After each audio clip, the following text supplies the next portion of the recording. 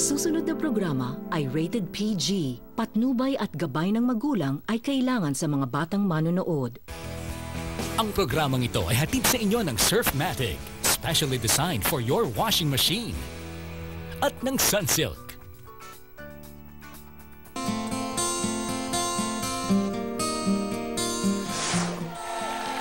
Hello mga kapatid! Magandang hapon po! Good afternoon! Welcome sa aking studio audience at magandang araw po sa inyo mga kapatid. Sa lipunan po natin may mga tradisyon sa relasyon at samahan na tila bato na mahirap basagin o sirain. Pero nagbabago ang panahon, di po ba? Mas bukas na ngayon ang ating pananaw sa mga dating taboo o kaya ay mga yung nilulook down upon, yung hindi masyadong tanggap ng society. Tulad na lamang ng buhay ng ating mga kapatid sa third sex. Mas marami na ang bukas ang damdamin para sa kanila.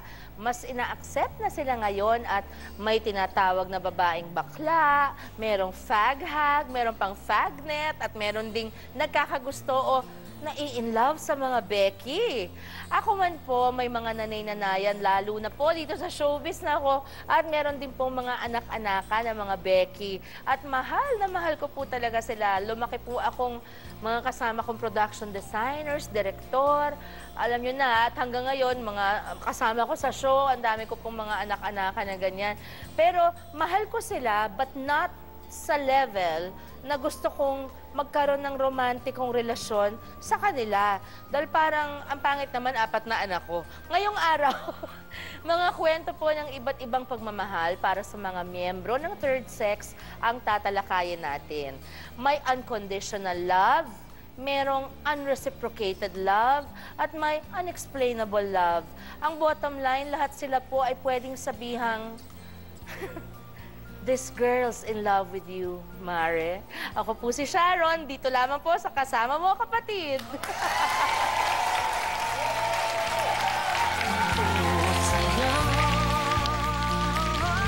Kahit maputing na ang buhok ko,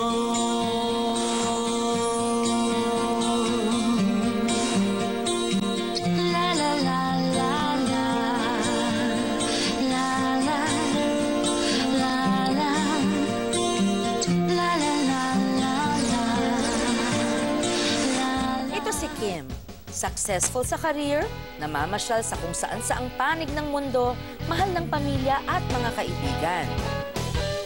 Hi, I'm Kim. I'm 31 and I'm single. Single ako kasi wala pa ako nakikilalang lalaki na interesting para sa akin.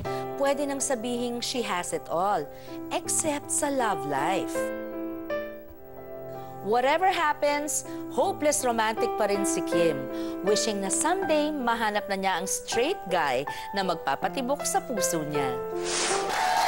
I-welcome natin siya ngayon mga kapatid, si Kim de Guzman! Ayan, nandito si Kim. Naku, I'm so interested in knowing. Balita namin marami kang crushes, pero lahat sila bading? Yes. Top 10? Top 10, oo. Bakit? Anong attraction? Marami namang gwapo na straight, di ba? Siguro kasi lahat ng mga kaibigan ko puro bakla. So, they drag me sa mga lugar kung saan sila nagpupunta. Okay. Tapos yung mga kaedad ko na mga straight, meron ng mga anak, may mga asawa na single lang lola mo. So, alam naman, hello, tara, labas tayo. Pero meron pa rin yan.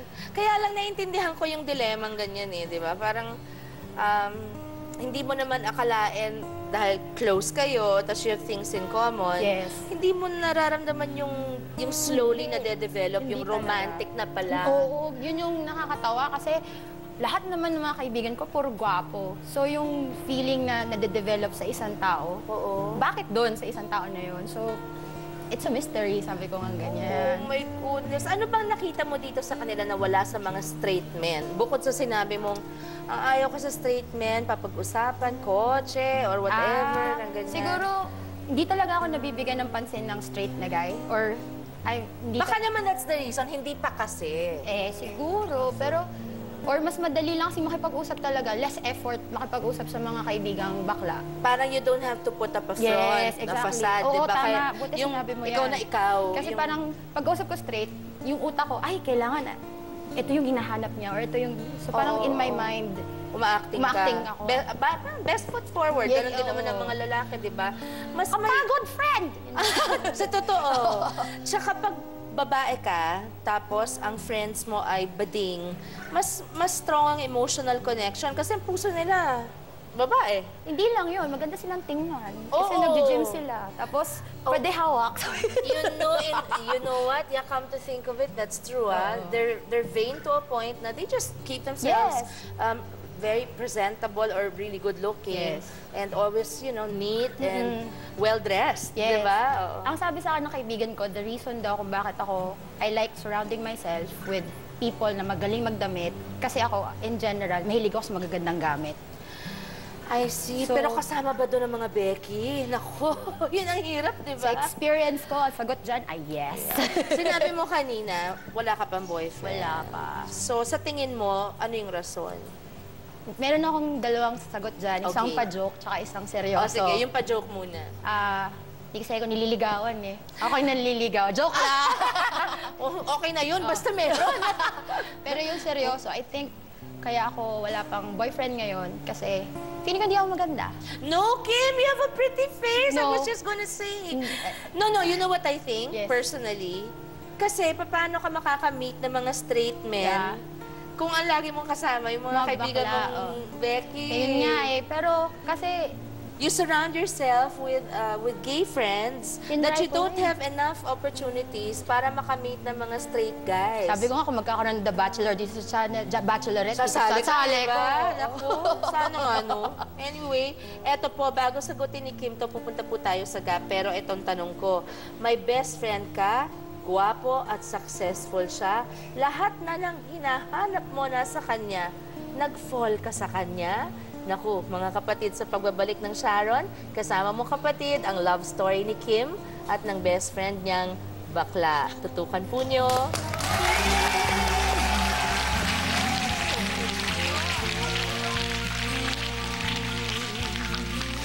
Umuwi kami, nagdadabog ako. Sabi ng isang kasama ko, alam mo kung bakit ka lang nagkakaganyan? Kasi in love ka sa kanya. Dodong, ano si Dodong. Nasaan